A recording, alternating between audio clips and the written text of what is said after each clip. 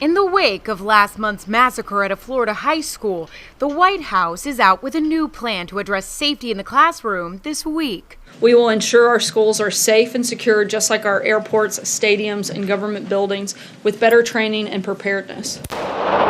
The proposal calls for rigorous firearms training for teachers, establishes a new federal commission that will study school violence, and supports a bipartisan effort in Congress to strengthen background checks. But some lawmakers say that's not enough. It's been 19 years since Columbine, and 5 years since Sandy Hook, and a month almost since Stoneman Douglas, and they want a commission.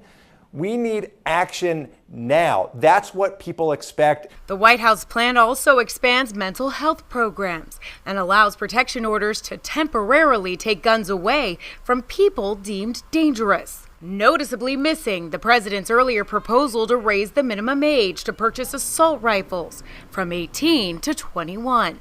I think that when you're talking about the age, when you're talking about the 21 where you can't get a handgun until you're 21, should that apply to folks that have guns that have multiple magazines, or where you can take magazines out, semi-automatic rifles, not hunting rifles? I think that should be on the conversation to be discussed. There's no question about it. The NRA, the National Rifle Association, it is against this idea. The group is already suing the state of Florida for raising their age limits. The White House says the president still supports enforcing age limits, but is pushing forward with measures that can be enacted immediately. The president's primary focus is on pushing through things that we know have broad bipartisan support, or things that we can do from an administrative perspective that we can do immediately. But we haven't let go of some of those other things that we're going to continue to review and look at. White House officials say the School Safety Commission is expected to examine the effectiveness of raising the age to buy a gun.